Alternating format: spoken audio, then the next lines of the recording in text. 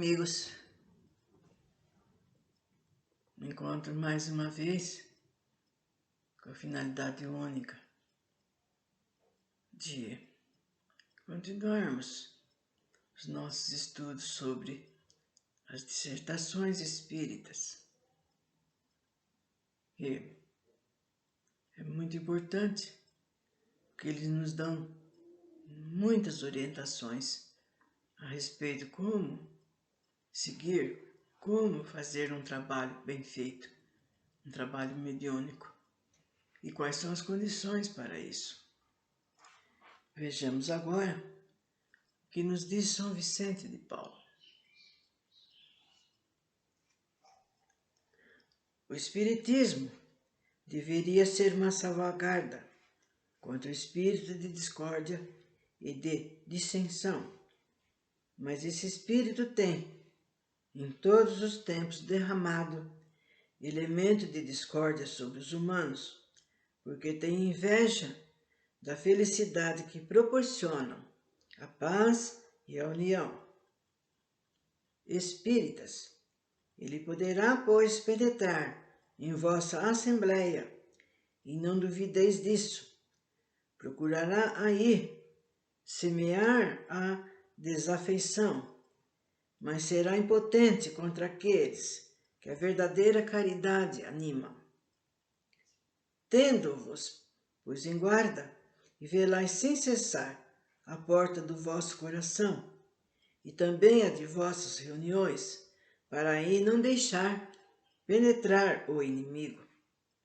Se os vossos esforços são impotentes contra o de fora, dependerá sempre de vos interditar-lhe o acesso à vossa alma. Se as dissensões se erguem entre vós, não podem ser suscitadas, senão por maus espíritos, que aqueles, pois, que tenham no mais alto grau o sentimento dos deveres que lhes impõe a urbanidade, do mesmo modo que o espiritismo verdadeiro se mostre os mais pacientes, os mais dignos e os mais convenientes. Os bons espíritos, algumas vezes, podem permitir essas lutas para fornecer aos bons, como aos maus sentimentos, ocasião de se revelarem, a fim de separar o bom grão do joio, e estarão sempre do lado onde haja mais humildade e verdadeira caridade. São Vicente de Paulo. Agora, veremos aí o que fala Erasto, que sempre, como vocês estão vendo, ele sempre vem. Ele era discípulo, foi discípulo de São Paulo. Ele diz: repeli impiedosamente todos esses espíritos que se apresentam como conselheiros exclusivos, pregando a divisão e o isolamento. São quase sempre espíritos vaidosos e medíocres, que procuram se impor aos homens fracos e crédulos, prodigalizando-lhes louvores exagerados, a fim de fasciná-los e tê-los sob sua dominação. São geralmente espíritos famintos de poder, que déspotas públicos ou privados, quando em vida, querem ter ainda vítimas para tiranizarem depois da morte. Em geral, desconfiai das comunicações que tenham um caráter de misticismo e de estranheza, ou que prescrevem cerimônias e atos bizarros. Há sempre, então, um motivo legítimo de suspeição. Por outro lado, crede que quando uma verdade deva ser revelada à humanidade, ela, por assim dizer, instantaneamente comunicada em todos os grupos sérios, que possuam médios sérios, e não a tal ou tal com a exclusão de todos os outros. Ninguém é médium perfeito se está obsidiado, e a obsessão manifesta quando um médium não é apto senão para receber comunicações de um espírito especial, tão alto que este procura se colocar ele mesmo. Em consequência, todo médium, todo grupo que se creem privilegiados por comunicações que só eles podem receber, e que de outra parte estão submetidos a práticas que tocam superstição, estão indubitavelmente sob influência de uma das obsessões mais bem caracterizadas, sobretudo quando o espírito dominador se enfeita de um nome que todos os espíritos encarnados devemos honrar e respeitar e não deixar comprometer a cada passo. É incontestável que submetendo ao crivo da razão e da lógica todos os dados e todas as comunicações dos espíritos, será fácil repelir o absurdo e o erro. Um médium pode estar fascinado, um grupo iludido, mas o controle severo dos outros grupos, a ciência adquirida, a alta autoridade dos chefes dos grupos, as comunicações dos principais médiuns que recebem um selo de lógica e de autenticidade de nossos melhores espíritos, farão rapidamente justiça a esses ditados mentirosos e auspiciosos emanados de uma turba de espíritos enganadores ou maus. Erasto, discípulo de São Paulo. Agora vejamos uma nota. Um dos caracteres distintivos desses espíritos que querem impor e fazer aceitar ideias bizarras e sistemáticas é o de pretenderem, mesmo sozinhos na sua opinião, ter razão contra todo o mundo.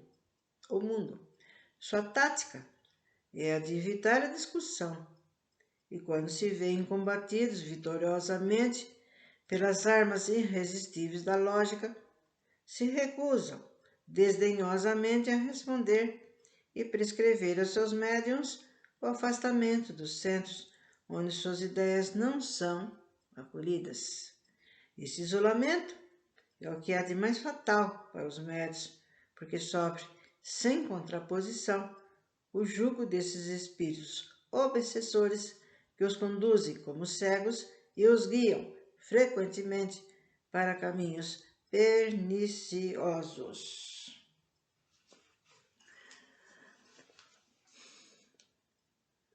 Vejam bem, e não é fácil, viu, gente? Nossa, não é fácil, não é fácil, não é fácil. É o que a gente fala, né, para a pessoa que é candidata a médico, o que vai. Eles pensam, não, eu vou. Ah, eu sentei lá meia hora, tá tudo bom. Mas não é isso que é mediunidade, gente. Vocês estão vendo? Quanta coisa que envolve.